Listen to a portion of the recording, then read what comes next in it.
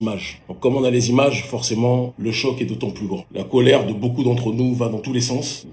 Chacun va agir en fonction de sa ligne. Certains, ça va être, oui, on s'attaque à l'un, l'autre, on s'attaque à l'autre. Le résumé de la situation, il est pourtant malheureusement dramatiquement simple et concret. La plupart des gens qui quittent nos pays pour aller vivre l'enfer du côté du Maroc, de l'Afrique du Nord, du Maghreb et in extenso évidemment de leur destination finale, l'Occident, c'est des gens qui pensent que le pays qui compte les richesses les plus importantes de la planète, les ressources minières les plus importantes de la planète, ils pensent que ce pays c'est un enfer, que ces pays c'est un enfer, cela constitue un enfer. Et vous savez pourquoi? Parce qu'on a des dirigeants africains qui, lorsqu'ils accèdent au pouvoir, au lieu de songer à développer nos pays, sont dans la plupart des cas dans une logique de tout faire pour s'enrichir, de tout faire pour détourner les fonds, de tout faire pour être dans le népotisme, dans la corruption endémique et de, bien évidemment, suivre les accords de coopération de l'oligarchie d'Occident en étant en adéquation et en harmonie, très important ce que je dis, avec les accords de Bretton Woods, évidemment. Et donc, on a une population issue des sols et des terres les plus riches qui finit par, une partie en tout cas, qui finit par être dans un processus de clochardisation, d'accord, et d'aller vers l'Occident pensant trouver un paradis qu'elle ne trouvera pas sur son sol. Les premiers des responsables, ce sont nos dirigeants africains. Et c'est pour ça que je souris souvent, de manière tragique, quand j'entends certains, heureusement ce n'est pas la majorité, une minorité, qui vous disent qu'Émile, il faut respecter les dirigeants africains, ce sont nos aînés, pauvres de vous. On nous parle du terrorisme de Boko Haram, le plus grand terrorisme que je connais, c'est la corruption endémique à la tête de nos aînés. C'est la soumission de nos dirigeants africains aux intérêts de l'oligarchie d'Occident. Ça, c'est les plus grands terroristes que je connaisse. Ils tuent plus de gens que Boko Haram. Ils tuent plus de gens que les mouvements, entre guillemets, terroristes dont on parle, qui sont des mouvements terroristes, hein, attention, et que nous vomissons de toute notre âme. Mais les premiers problèmes de notre continent, ce sont nos dirigeants africains. Et donc, quand nous nous battons pour bouger ces dirigeants, que ceux qui ne comprennent pas l'urgente nécessité de lutter contre ces derniers se taisent un peu et aillent de côté. Si vous n'êtes pas prêt à lutter contre eux, ayez au moins la pudeur de nous permettre de lutter contre le néocolonialisme, dont ils sont les premiers représentants. Parce que ces gens-là sont morts, parce que nos dirigeants leur font vivre un enfer. Il faut qu'on soit capable de le dire. Il faut qu'on soit capable de le dire, de l'énoncer, de l'exposer. On a l'Union africaine, les dirigeants qui sont capables d'aller mendier le blé, alors qu'on a du sorgho, on a toutes les farines possibles sur le continent africain, on a toutes les céréales possibles sur le continent africain. Vous allez mendier le blé comme des clochards vis-à-vis de Zelensky et de Poutine. Vous voulez que je vous dise quoi? Vous cherchez le problème principal de nos États. Le problème principal de nos États, c'est nos dirigeants africains. C'est Macky Sall, c'est Alassane Dramane Ouattara, c'est Sassou Nguesso, c'est Faure Gnassingbé. Ce sont tous ces dirigeants-là qui font vivre un enfer à nos populations, qui détournent les fonds, qui disent que nos pays sont pauvres alors qu'ils sont milliardaires à la tête de nos États. C'est ça le véritable problème qui fait qu'on a des gens qui meurent comme ça au Maroc et qui sont abattus comme des chiens par une police prétendument humanisée marocaine qui en réalité est dans la violation, dans le crime contre l'humanité les plus caractérisés, comme s'ils avaient ça dans leur sang. Comment vous pouvez m'expliquer que Macky, lorsqu'il est arrivé, avant de rentrer en politique, était très paupérisé, ou n'était pas en tout cas les plus riches? Aujourd'hui, c'est une grande fortune au Sénégal. Comment? Pendant que son pays, la plupart des gens de son pays vivent en dessous de 100 euros, aux alentours de 100 euros par mois. Vous pensez que c'est normal? On dit le problème c'est les autres. Le problème c'est nos dirigeants. Le problème c'est nos dirigeants africains. Vous ne voulez pas l'entendre? Il faut que quelqu'un vous le dise. Nos dirigeants africains vendent nos terres, vendent nos peuples comme ils l'ont fait pendant la période d'esclavage. Et c'est ce qui continue aujourd'hui. Quand vous vendez à bas prix les ressources minières, eh bien, il y a des gens qui vont suivre le circuit des ressources minières et qui vont aller en Occident. Mais le problème, c'est que le monde entier aime les ressources africaines, mais il n'aime pas les citoyens africains qui foulent le sol où se trouvent ces ressources initiales. Alors que l'on soit clair, tout le monde, je l'ai dit tout à l'heure, je le redis de manière la plus synthétique possible, d'accord? Je crois toujours que quand Dieu fait quelque chose, c'est toujours bon. Donc si peut-être qu'il y a des choses qu'on disait dans le live qui dérangeaient, mais on va les redire là maintenant de manière encore plus frappante. On verra si ça va encore sauter celui-là, d'accord? Tout le monde connaît mon positionnement sur les questions migratoires. Moi, je pense que les Africains doivent rester sur leur sol et tout faire pour libérer. On doit tout faire pour libérer nos pays. Ça, c'est mon point de vue et il ne changera jamais. Le paradis que certains vous vendent lorsqu'ils sont en Europe, etc. Je suis né en Europe. Je suis né en Occident. Je peux vous assurer que le paradis n'est pas ce que vous croyez. Mais il y a aussi une responsabilité de la diaspora d'arrêter de vendre du rêve. Alors que quand elle vit, je sais pas combien RSA, je sais pas combien le RMI, etc. en France, mais quand vous venez avec des salaires, des petits salaires d'Europe et vous venez en Afrique, leur faire croire que si vous menez une vie de rêve, vous vendez de rêve, vous vendez du mensonge aux nos semblables qui sont après prêts à risquer leur vie pour partir. Ça aussi, il faut qu'on en parle. Il faut qu'on se remette en question, nous tous, collectivement. Nous tous. Moi, vous, nous tous. Nous tous. Sans quoi on ne pourra pas avancer. Donc les premiers responsables, les responsables numéro 1, suite aux accords de Bretton Woods, suite aux accords de coopération que nos dirigeants africains suivent avec la plus grande allégresse, ce sont nos dirigeants africains. Les plus grands terroristes du continent africain, ce sont nos dirigeants africains, notamment les pays d'Afrique, entre guillemets francophones, les plus grands soumis aux intérêts occidentaux. Parlons-en. Parlons du Maroc. Le Maroc est, depuis un certain temps, devenu, par le biais de ses autorités, je sais qu'il y a énormément de noirs au Maroc et énormément de peaux sombres au Maroc, qui sont, moi, quand j'y suis allé, j'ai vu, c'est pas un pays caucasien, le Maroc. C'est un pays de peaux sombres, c'est un pays où il y a énormément de noirs, d'accord? Mais les autorités marocaines sont devenues les gendarmes de l'Union européenne depuis trop longtemps chez nous. Il faut aussi qu'on en parle. Or, vous pouvez pas suivre à la fois l'Union européenne, vous présentez comme un pays qui veut créer des investissements pour le continent africain, alors qu'en réalité, vous êtes le cheval de Troie de l'Union européenne à l'intérieur du continent. Tôt ou tard, il faudra choisir. Boire ou conduire, faut choisir. Faut choisir. C'est l'un ou c'est l'autre. Dans le même temps, vous êtes les meilleurs amis d'Israël. Moi, je comprends pas trop. Entité coloniale qui persécute vos semblables. Ça, à la limite, vous faites ce que vous voulez, si vous pensez que c'est bon. Moi, je trouve pas ça très normal. Mais bon, vous êtes la petite amie d'Israël. Vous êtes le gendarme, le chien de garde de l'Union européenne. Gouvernement marocain, il va falloir vous regarder dans une glace aussi. Et si mon frangin, notre frère, Maître Gims ne le dit pas, nous, on va vous le dire. Faut vous regarder dans une glace. Donc, nous appelons, je le dis très clairement, au boycott de la compagnie Royal Air Maroc. Certains disent oui, mais il y a que... Non, arrêtez de faire les idiots. Il n'y a pas que Royal Air Maroc. Il y a Ethiopian Airlines, qui est une compagnie extraordinaire. D'accord? Il y a Asky, il y a Air Côte d'Ivoire. Quoi que je pense de Draman Ouattara, il y a Air Côte d'Ivoire, qui est une très bonne compagnie aussi. Des compagnies africaines intérieures, internes, il y en a. À des bons prix aussi, il y en a. D'accord? Il y a Kenyan Airlines, qui est une compagnie extraordinaire aussi. Il y a plein de compagnies subsahariennes qui font un travail extraordinaire. Il y en a plein. Arrêtez vos histoires de oui, il y a que Royal Air Maroc. Vous aussi, là, si vous ne voulez pas être respecté, faites ce que vous avez à faire. Mais nous, on vous le dit. À un moment donné, il faut faire des choix de vie. Il faut prendre des décisions. Tant que le gouvernement marocain continuera d'être la prostituée politique, je le dis et je le répète, ce n'est pas une insulte, la prostituée politique de l'Union européenne, il faudra que nous autres soyons dans une dynamique de boycott. Les autorités marocaines ne peuvent pas venir nous dire qu'elles développent le continent africain, qu'elles sont là pour des projets, etc. et dans le même temps faire le gendarme de l'Union européenne. L'Union européenne, et j'y viens, est l'entité la plus mal placée de l'histoire de l'humanité pour dire aux gens qui a le droit et qui n'a pas le droit de migrer. Ce sont les Européens qui sont partis aux quatre coins du monde faire un tourisme meurtrier, un tourisme génocidaire aux quatre coins du monde. Nous, quand on voyage,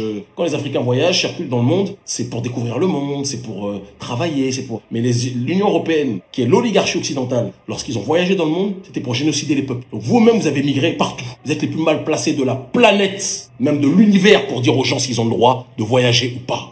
La question migratoire africaine, intramigratoire ou extramigratoire, c'est du domaine des débats internes entre Africains et Afrodescendants. Moi, je fais partie de ceux qui pensent qu'il faut qu'on arrête de voyager dans des pays qui nous sont hostiles. Je le pense profondément. Mais ce n'est pas à vous, occidentaux, de dire si les Africains ont le droit de voyager. Vous n'avez aucun droit, que ce soit clair. Aucun. Donc moi, je dis que tant que le royaume chérifien continuera de se comporter comme le chien de garde des Européens sur les questions migratoires et autres, il faut appeler au boycott. Boycott de Royal Air Maroc. Clairement et simplement, je l'affirme. Et à partir de maintenant, ceux qui prendront Royal Air Maroc en disant « Ouais, mais ils font des bons prix », vous faites ce que vous voulez. C'est de votre responsabilité. Moi, je sais qu'il y a des compagnies exceptionnelles. Ethiopian Airlines, Asky, Air Côte d'Ivoire, Kenyan Airlines, etc., qui sont des compagnies très sérieuses, rigoureuses, extraordinaires. Et que souvent, beaucoup de subsahariens boycottent. Parce que la vérité, c'est que quand c'est des compagnies de noirs, certains noirs les boycottent, préfèrent être dans d'autres compagnies en disant que c'est plus sûr. Ça aussi, il faut qu'on en parle. Les autorités marocaines vont comprendre la colère africaine quand on va taper dans leur portefeuille. Et croyez-moi que Royal Air Maroc rapporte beaucoup d'argent au gouvernement marocain. Beaucoup. Donc c'est à chacun de voir. C'est à chacun. Si vous voulez pas vous faire respecter, continuez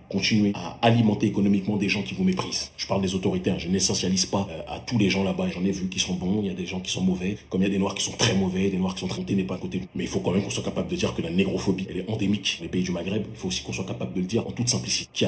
Qui est fou? Qui va avoir peur de dire ça? Moi, je fais pas partie des gens de dire derrière un clavier, je le dis à visage couvert et à chaque personne qui me voit, qui me connaît dans la rue, maghrébin, africain ou autre, je dis un problème de négrophobie réel dans les pays du Maghreb. Il faut aussi qu'on puisse être capable de le dire. Mais dans le même temps, il faut aussi qu'on soit capable de dire que les noirs entre eux, il suffit de voir ce qui se passe entre le soldat de l'oligarchie apatride occidentale, Paul Kagame en RDC et le Congo, les noirs entre eux aussi, on manque beaucoup d'amour entre nous. Il faut qu'on soit capable de le dire. On manque profondément d'amour entre nous. Oui, tel peuple ne nous aime pas, tel peuple ne nous aime pas, tel peuple. Est-ce que nous on s'aime entre nous? Est-ce que nous on s'aime entre nous? Le peuple le plus pacifique vis-à-vis du reste de l'humanité, mais qui se fait le plus la guerre à l'intérieur de ses frontières. Dès que quelqu'un émerge, certains essaient de le poignarder. Ça aussi, vous pensez que ce qui se passe à l'extérieur n'est pas la manifestation de notre réalité intérieure? On est traités comme des sous-hommes parce que nous-mêmes, on se déshumanise entre nous. On se déteste entre nous. Quand on se bat contre l'oligarchie africaine corrompue, et on a certains Africains qui disent qu'Émile, tu dois respecter ces dirigeants parce que ce sont des aînés de bande d'imbéciles. Dégoûtés. Heureusement que la majorité ne pense pas comme vous. Nous sommes ce que nous sommes parce que nos dirigeants se comportent comme ils se comportent. Vous pensez que sous Sankara ou Jerry Rawlings, les gens voulaient fuir leur pays? Vous ne pouvez pas demander au reste de l'humanité de vous aimer si vous ne vous aimez pas vous-même. Moi, j'ai fini avec l'histoire de oui, les autres ne nous aiment pas, il faut combattre le racisme, etc. Le jour où nous-mêmes on va devenir une puissance, le jour où on va se réapproprier nos propres ressources, le jour où on va redevenir ce qu'on se doit d'être, vous croyez qu'ils vont nous manquer de respect? On veut demander aux autres de nous aimer, mais à l'intérieur de nos maisons, on est poignardé par nos semblables. Et vous pensez que le reste de l'humanité va nous aimer? La vie, c'est le karma. Hein. La vie, c'est le karma. Hein. Philosophie dravidienne à la base, c'est le karma. Notre peuple noir là-bas, les premiers responsables dans l'ordre, le tiercé, nos dirigeants africains. L'Union africaine est toujours bonne à mendier au reste du monde. L'Union africaine est toujours bonne à mendier. Vous avez vu ce que l'ambassadeur du Cameroun, un ambassadeur camerounais extraordinaire, je crois que c'est celui qui au Maroc a dit que les autorités marocaines ont fait un extraordinaire travail. Elles ont été courageuses, dignes, pour défendre le Maroc qui est attaqué actuellement suite à ce qui se passe. Et vous pensez que l'humanité peut respecter des gens? Vous allez toucher à un ongle d'un Chinois, on va croire que c'est péril jaune. Le gouvernement va plus laisser personne respirer. On va toucher à un Israélien, à un Juif, vous allez voir toute la communauté juive qui va s'organiser, qui va être solidaire de partout dans le monde, qui va traquer ceux qui touchent à ses semblables. Vrai ou faux? Mais vous touchez à un Africain...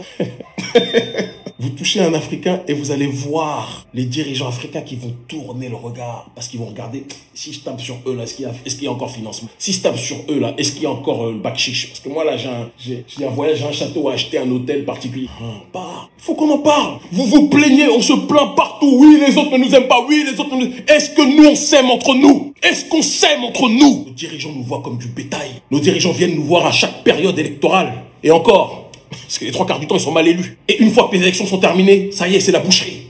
Tu parles contre le dirigeant, on t'incarcère, on te fait surveiller, on te colle des contrôles fiscaux. J'en sais quelque chose.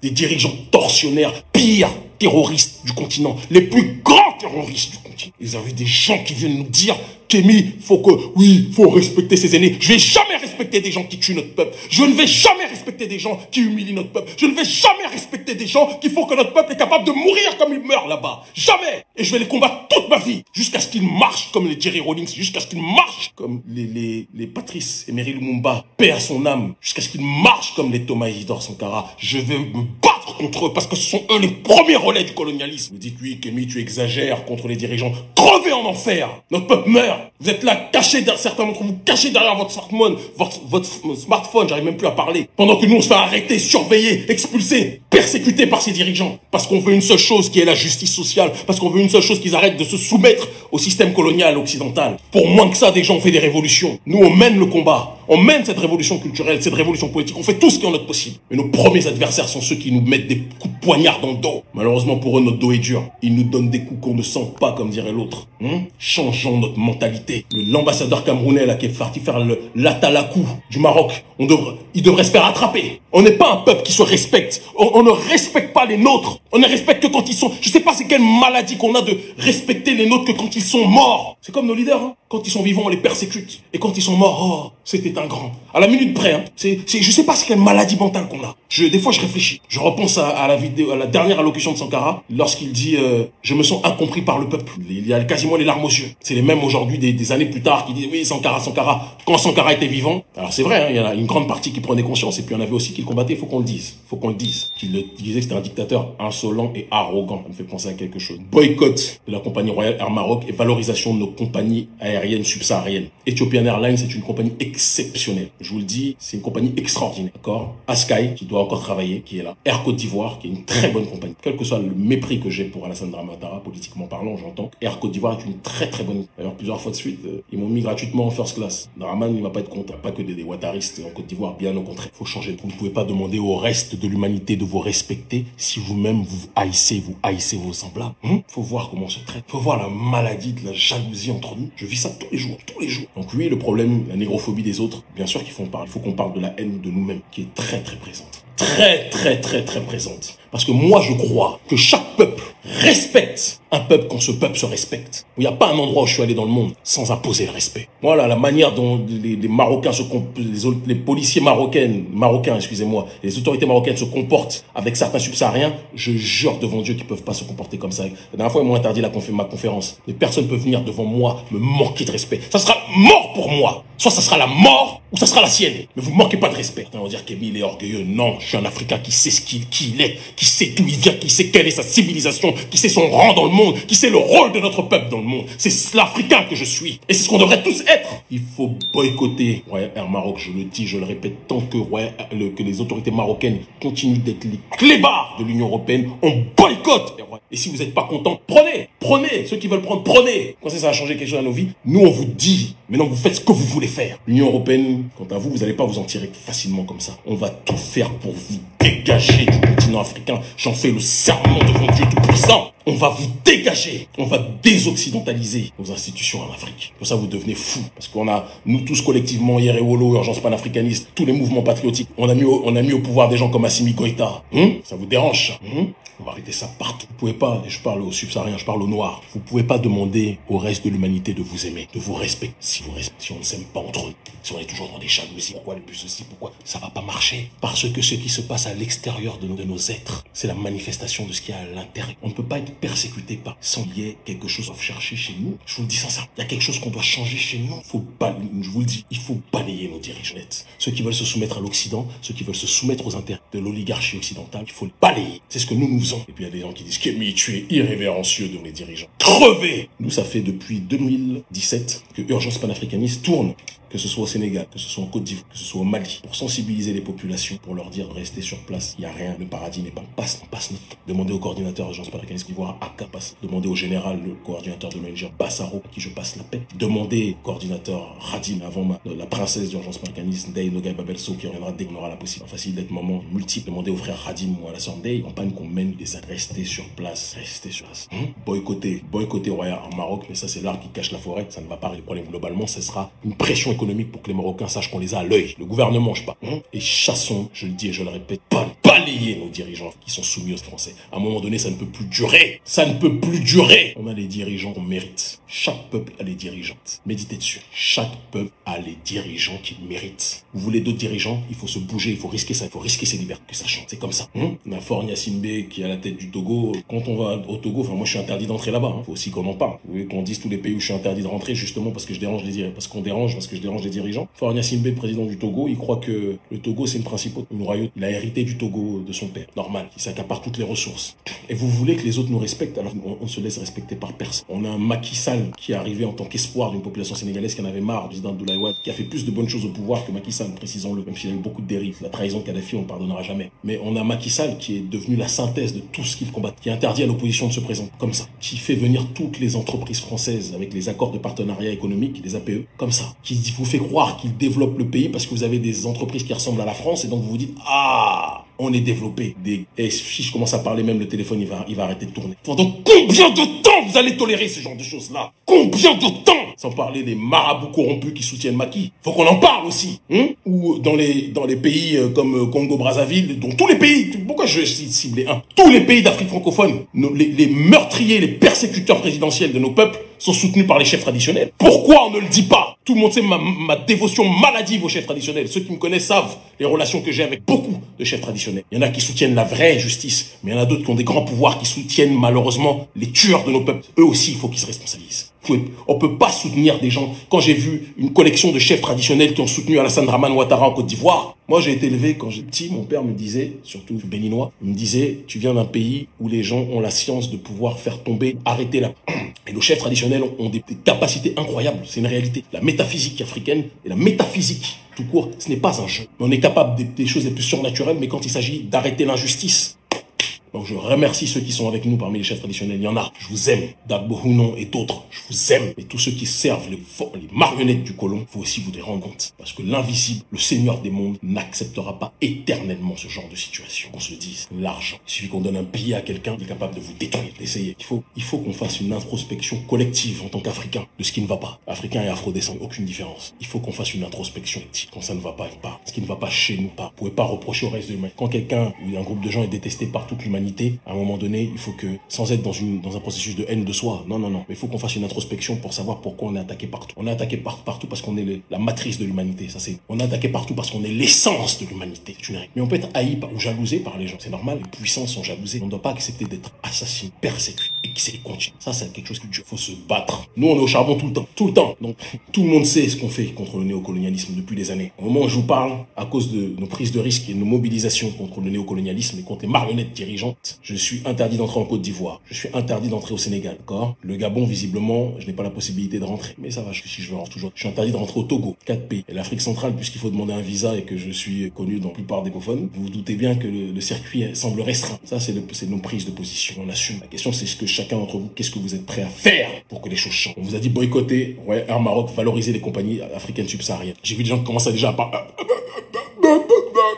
Je ne sais pas, Kémy. Quittez là. Si vous n'êtes pas prêt à faire les choix, à faire les choses qu'il faut pour, quittez. Même dans les choses les plus élémentaires, on est là en train de...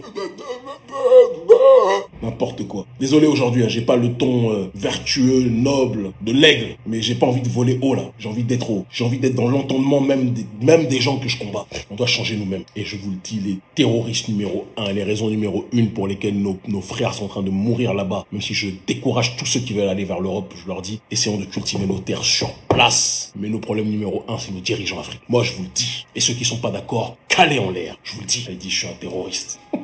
Dans un royaume de démission de soi, d'injustice sociale, de persécution du prolétariat, oui, je suis un terroriste verbal, un terroriste politique, un terroriste, pas par l'action violente, mais par la propagation de ce que j'estime être la vérité. C'est comme ça. Je vous aime tellement, mais parfois j'ai envie de casser mon téléphone. Je vais faire une anecdote. Quand j'étais petit, à chaque fois que je voyais des noirs, de la famine, des noirs qui étaient en difficulté, ou même des noirs qui mouraient dans des films, ou des noirs, je vais aller même plus loin, même des noirs qui dans des matchs de foot qui rataient un penalty, je pleurais. Ça, tous ceux qui sont mes proches pourront vous le dire. Quand j'étais petit, j'étais comme ça. Je suis né avec cette maladie qui est l'amour illimité. Ceux qui me connaissent le savent. Tous ceux qui me connaissent le savent. Les parents eux-mêmes, les premiers, même aujourd'hui, quand je vois les miens souffrir, c'est comme si c'est moi, un peuple royal, qu'on synthétise. Interdit. Boycott de Royal Air Maroc. Et me sortez pas l'excuse, ouais, mais ils font des bons prêts, Ethiopian Airlines et les autres compagnies. Faites l'effort. Boycott Royal Air. Et mobilisation maximale contre nos dirigeants. Parce que ce sont eux les ennemis principaux. Quand je dis nos dirigeants, je parle pas des dirigeants patriotes. Je parle des dirigeants qui sont sous le néocolonialisme occidental. De ça qu'ils savent. Moi, je suis hostile ou raciste vis-à-vis de personne. Ou alors, je devrais être plus précis. Je suis raciste vis-à-vis de ceux qui sont racistes. J'ai d'a priori contre personne. Mais à la seule seconde, et ça m'est arrivé dans des aéroports, où quelqu'un commence à songer, imaginer qui peut mal me parler. C'est un flot, c'est le Nil qui sort. Il comprend tout de suite qu'il faut qu'il reste tranquille. Ne demandez pas aux autres de vous respecter. Si vous ne vous respectez pas, qu'on le dise. Donc boycott Royal Air Maroc, mobilisation maximale contre nos chefs d'État. C'est un bon début. Mais la finalité, c'est de changer nos États structurellement et de faire en sorte que ce qu'on a réussi à faire au Mali et à d'autres endroits, qu'on puisse le faire le plus possible d'Afrique francophone. Décoloniser. On aura décolonisé nos États. Croyez-moi qu'ils puissent fuir leur pays pour aller vivre dans un pays où il n'y a rien. Il n'y a rien en France. Par le McDo, le KFC, les boîtes de nuit. Et le Parc des Princes, bien sûr. Je vous aime. Ça va changer. Perdez pas espoir. Agissez. Prenez-vous en main. Prenons-nous en main. Prenons-nous en main. Nous sommes une grande civilisation. Nous sommes un grand peuple. Nous avons donné naissance au reste de l'humanité. Prenons-nous en main. Dieu, l'Afrique libre ou la mort, nous vaincrons. Ils finiront.